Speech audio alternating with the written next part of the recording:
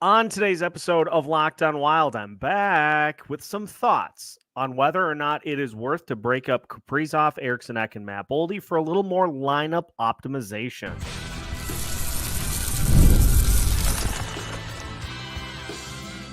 You're Locked On Wild, your daily podcast on the Minnesota Wild, part of the Locked On Podcast Network, your team every day. What is happening, everybody? Welcome into another episode of Locked On Wild, your daily Minnesota Wild podcast, part of the Locked On Podcast Network. We are your team every day, and we thank you for making Locked On Wild your first listen each and every day. Make sure you subscribe on YouTube and your favorite podcast platform so you don't miss out on any new episodes throughout the week. Today's episode of Locked On Wild is brought to you by FanDuel. Make every moment more. With the playoffs in the rearview mirror, the sports stop sporting the way we want them to. But this summer, FanDuel is hooking up all customers with a boost or a bonus daily. That's right, there is something for everyone every day all summer long. Visit FanDuel.com to get started. On today's episode of Locked On Wild, we'll talk about whether or not it is worth breaking up Kirill Kaprizov, Eriksson Ek, and Boldy to try to help spread out the balance of the scoring throughout the lineup. We'll hear some thoughts from John Hynes on that subject, and we'll take a look at a couple of other ways that could potentially help boost this Minnesota Wild lineup. My name is Seth Topal, your daily Minnesota Wild insider, and as you can see, I am back after a nice couple of days getting completely off the grid. Apologies for the lack of episodes over the last few days. The reception up in my the area I was at was just not great. But don't worry, we'll make up for it here today and tomorrow for you as well. We'll get all caught up. And then Prospect Week is coming next week as we'll take a look at those organizational depth charts and a couple of prospects in general that I want to discuss in more detail. So should be fun. I got a lot of sun. As you can tell, I'm turning my head to the side so you can see that hideous sunglasses tan on YouTube that I am sporting, but I'll get that evened out here before too long. So I spent plenty of time in the car driving to and from, and this is a notion that isn't new, but it seems like it's making the waves once again here in the offseason, and it's just what are the lines going to look like for the Minnesota Wild for the 2024-2025 season? It's pretty obvious to point out for those that watched last year that the lineup outside of the top line really struggled. They really struggled to score outside of Kirill Kaprizov, Eriksson Ek, and Boldy, especially once those three got mixed together. It just was tough for the Wild to find another line that was capable of scoring on a consistent basis. And so this was asked by Michael Russo to John Hynes sometime after the season ended, the topic of, trying to get a little more production throughout the lineup. Because if you could get a second line that was capable of scoring even on a similar pace, because let's be honest, once Kirill Kaprizov, Eriksson Ek, and Boldy were put together, that was one of the best lines in the NHL from a scoring perspective.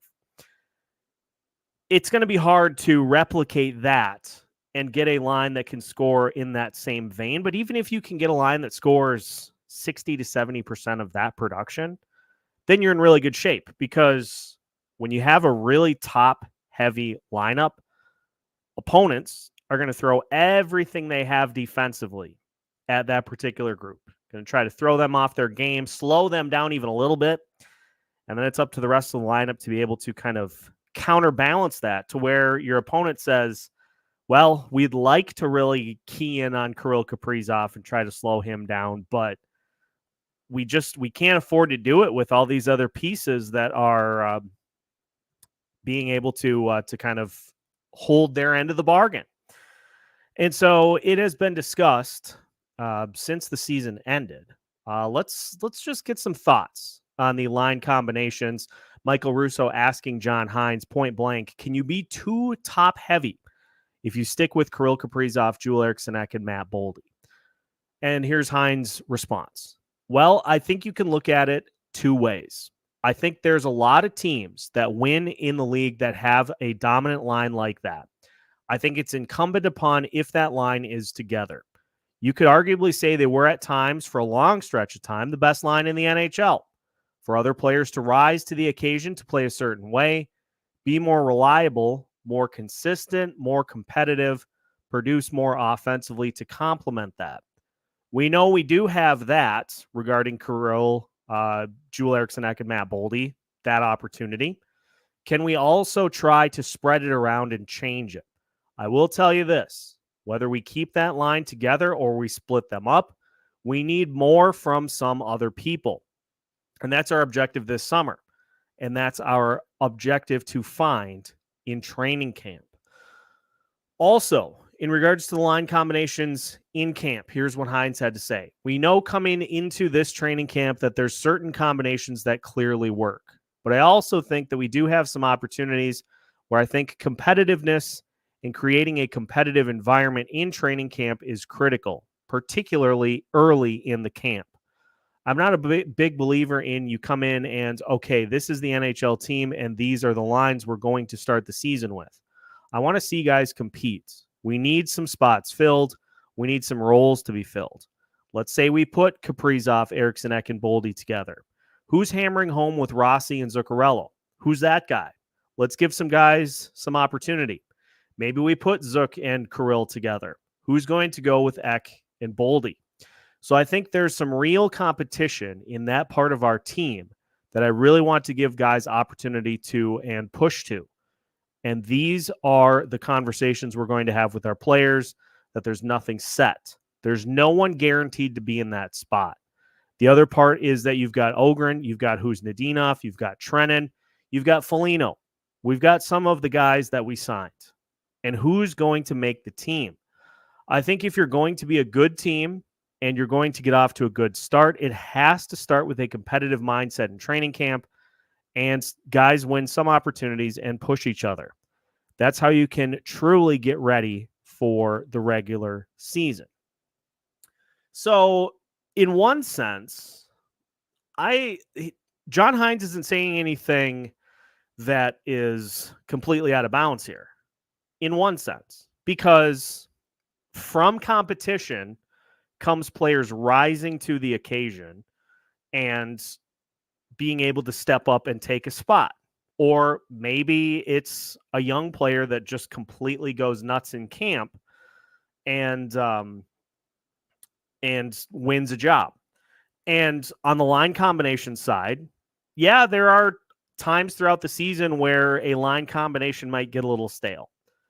And so you're not going to win. You're not going to go through an entire regular season with 4 line combinations because you've got injuries. You've got, players who will struggle and will need a little bit of kind of a bump down in the lineup to get themselves right. So those notions I don't disagree with, because you may get to a point in a game where you just decide, hey, Kirill is playing really well tonight.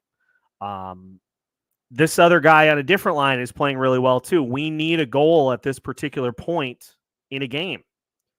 So let's go to that combination. That stuff I don't disagree with.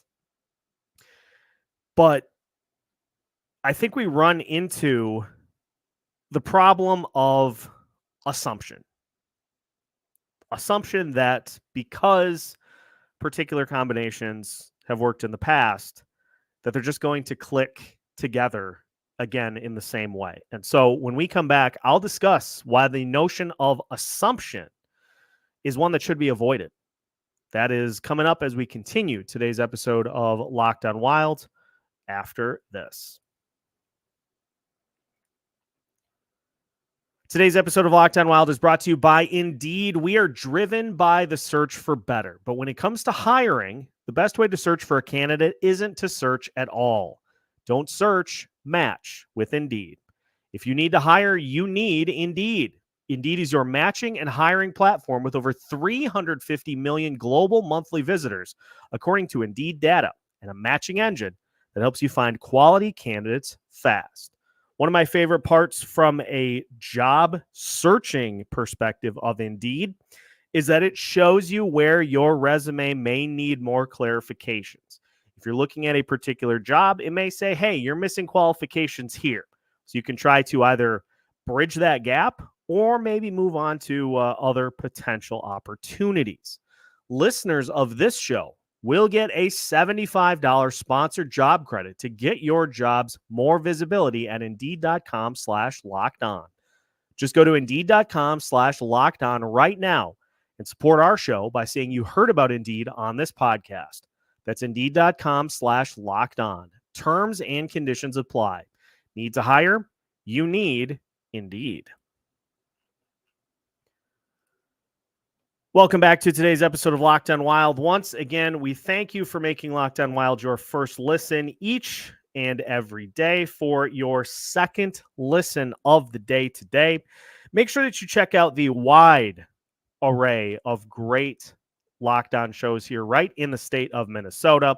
Whether you are a fan of the Timberwolves, the Twins, the Vikings, or Minnesota sports coverage in general, make sure to hit up Locked On Wolves, Locked On Twins, Locked On Vikings, and Locked On Sports Minnesota.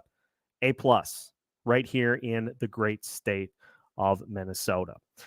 Let's get back to the conversation here in regards to lineup optimization, because as I mentioned, while I don't have a ton of issue with some of the things that John Hynes had to say in terms of building competition, in terms of having multiple line combinations that you can go to if things kind of go stale, the assumption that particular combinations are going to work again and that it's going to lead to the same type of results is, I think, a large reason that we are down the path that we find ourselves in right now. So let's just say this. Let's just say that, as Bill Guerin and John Hynes have talked about here as the offseason has unfolded, let's just say we get Kirill Kaprizov, Ryan Hartman, and Mats Zuccarello put together. What does this accomplish? Well, it may give you an opportunity to get Mats Zuccarello a little more consistent production. His production tailed off in 5-on-5 after him and Kirill got split up. Now, Zuccarello's numbers overall, not too bad, but a lot of that production was tied to the power play. And on the Ryan Hartman front, he ended up with 21 goals this past season. And so the hope is, with that combination, that can get Ryan Hartman and Mats Zuccarello back to previous levels. That would then mean you'd probably go Matt Boldy, Joel Eriksson Ek, and who? Because Matt Boldy and Joel Eriksson Ek were successful together, but the third component of that line was Marcus Johansson. And we spent the whole season charting Marcus's production, or lack thereof, and came away after a pretty sizable sample size, just wanting more from that spot. And so you see what I'm saying here is that even if you go with those combinations, you still have the same problem in needing to fill the sixth spot of that top six. And what else have you done? Marco Rossi now becomes your third center. Who are his line mates? Are you going with Marcus Foligno and, I don't know, probably at that point you would be looking at likely Freddie Gaudreau or Yakov Trenin as third liners. And then your fourth line includes Marat Huznadinov, probably Liam Ogren. It is the assumption that because it worked once, that it can work again. But we got to, at some point, address the fact that the reason that combination worked was because those two in Hartman, particularly in Ryan Hartman, the reason that combination worked with Kaprizov and Zuccarello is because by Hartman being a guy who's not afraid to shoot the puck, that allowed Kirill and Matt Zuccarello to kind of play off of each other. And if Hartman is knocking down shots, then that forces opponents to have to throw more attention his way, which leads to less attention on Kirill and, by similar accounts, Matt Zuccarello. Same thing with the Matt Boldy and Joel-Eriksson Ek line. It feels the same way. Like, the reason that those two were elevated to the levels that they were this year is because they finally got a wing that could offer them a little more and take some of the pressure off. And you, I think, are just finding different ways to try to shy away from the fact that the bottom six is still pretty muddy with where this organization is at right now. And so it's not a terrible idea to have just a look that you know you can go to in a pinch.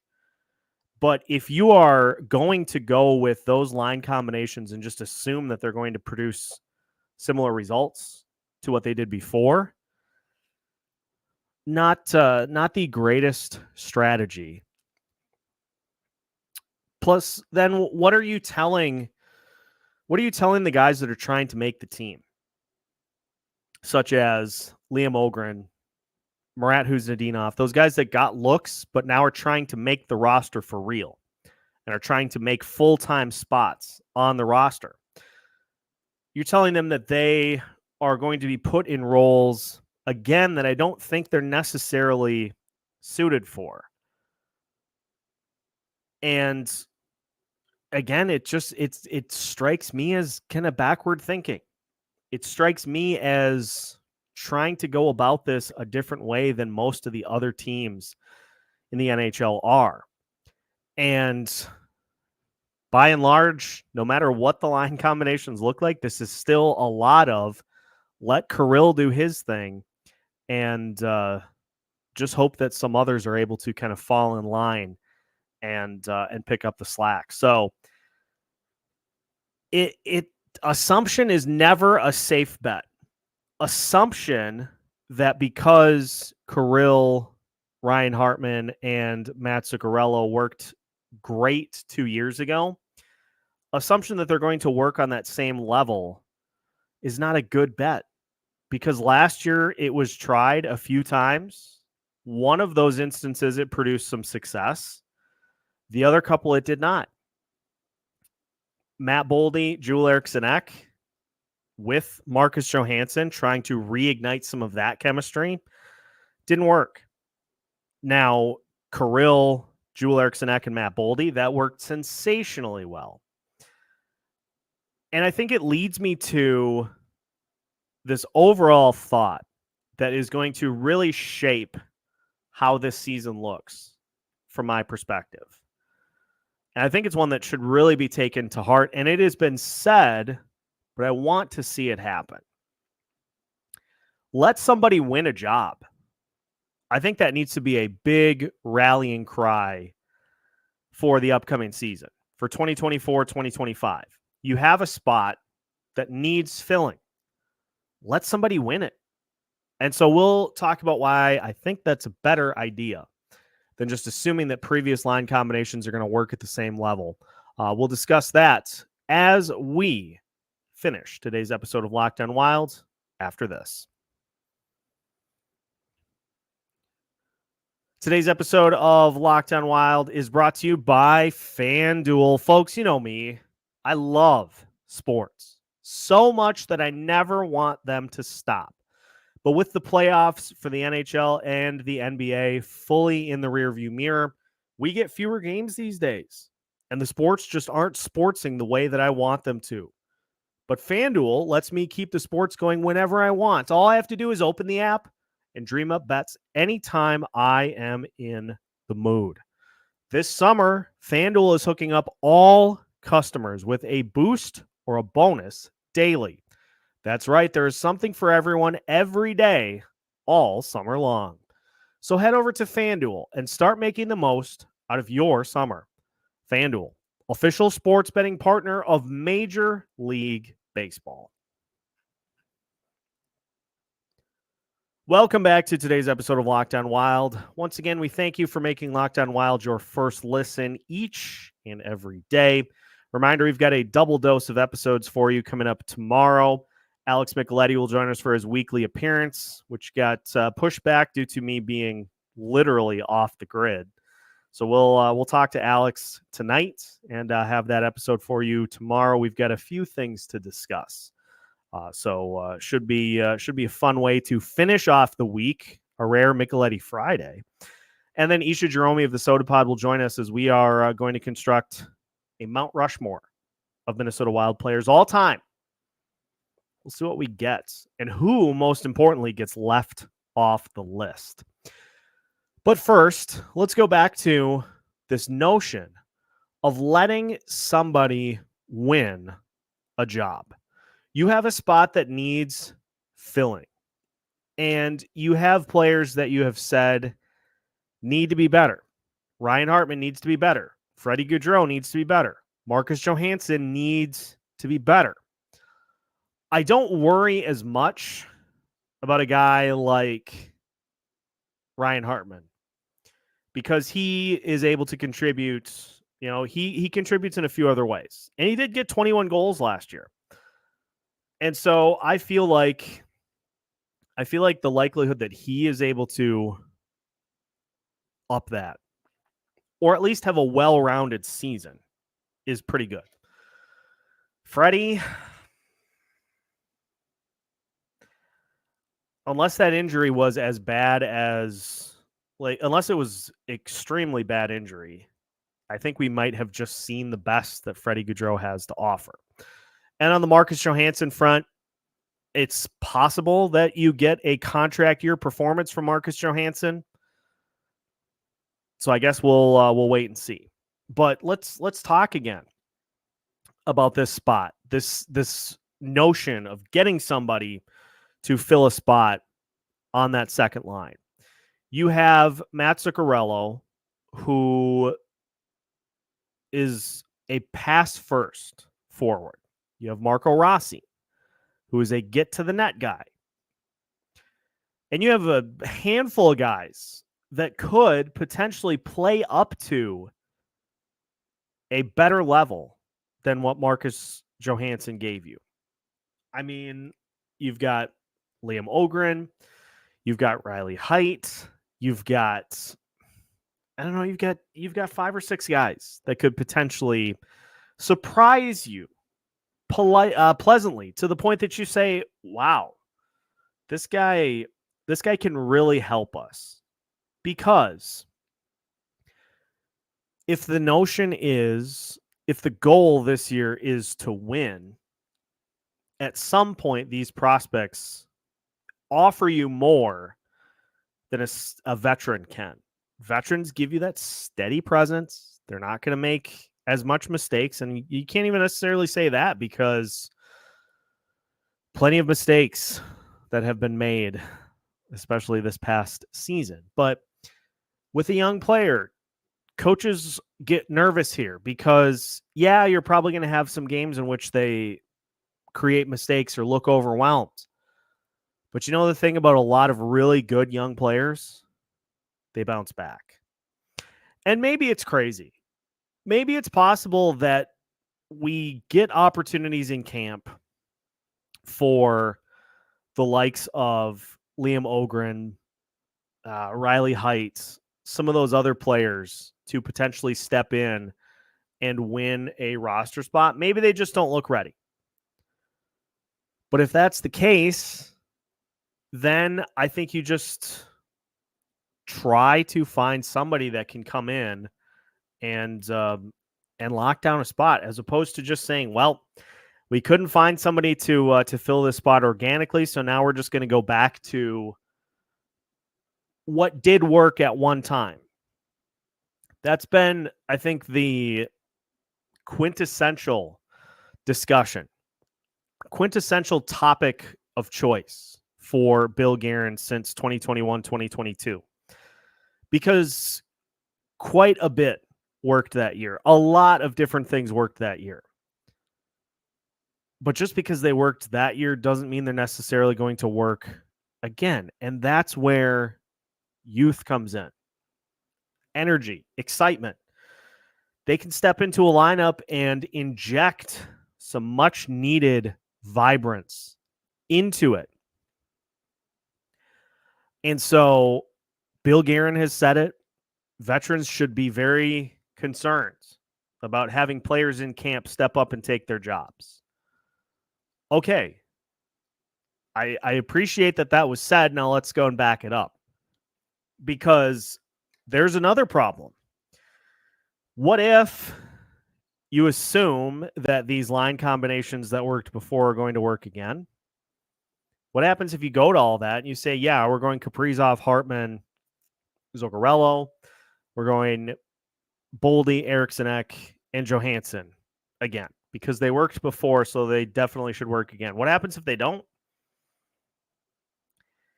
Then you're in a position where you have to make some really tough choices because the boat has already sailed into the season, if that's what you go with.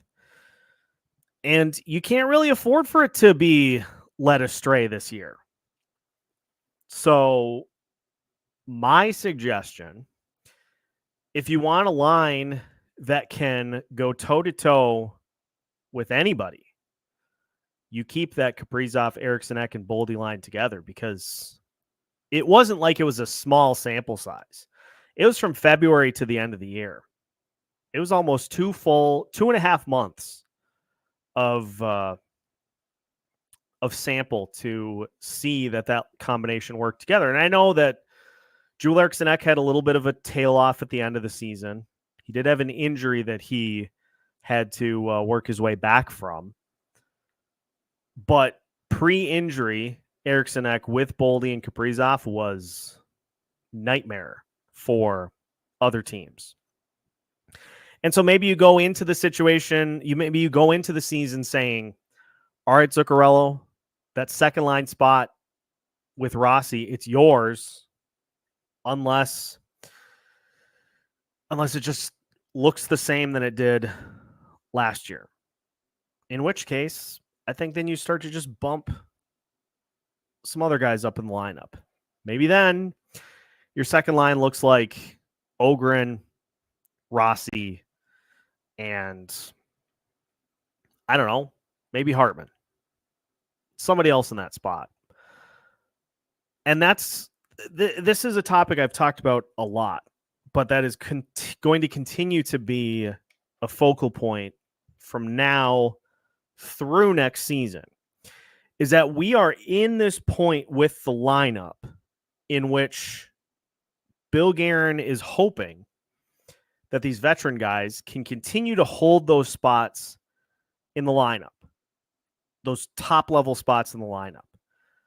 But because of their age, because of their ability level, it's going to be harder and harder for them to do so. And once they fall completely off, that's then where you inject those young guys in to try to not miss a beat. And so it might not be a bad idea to get a head start on that. It feels like that second line wing spot, if you make no other changes, if you keep the Kaprizov, Eriksson Ek, Boldy line together, and you go with Zuccarello and Rossi to start the year, if you make no other changes in that top six, it feels like you got a pretty good bet for somebody who didn't occupy that role last year to play up to it this year. Because we talked about it on the Sunday show. Denny mentioned it. I'll echo it. I think Liam Ogren and Riley Heidt both look ready.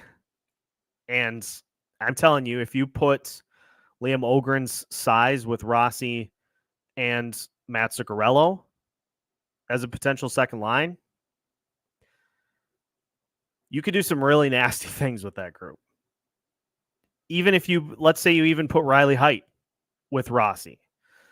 We saw a full play out at the end of last season of how important it is to get Marco Rossi somebody that can shoot at all. Somebody that can go to the net and can actually get the puck on the net. Liam Mogren and Riley Heidt can both do that. So it feels like you are left with two choices. Take the path of least resistance, which is what happened last year.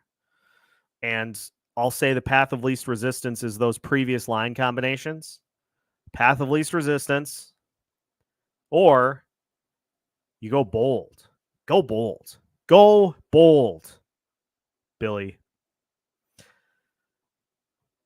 We'll see how that plays out. So today's listener question, getting back to this because it's been a little few and far in between over the last couple of weeks.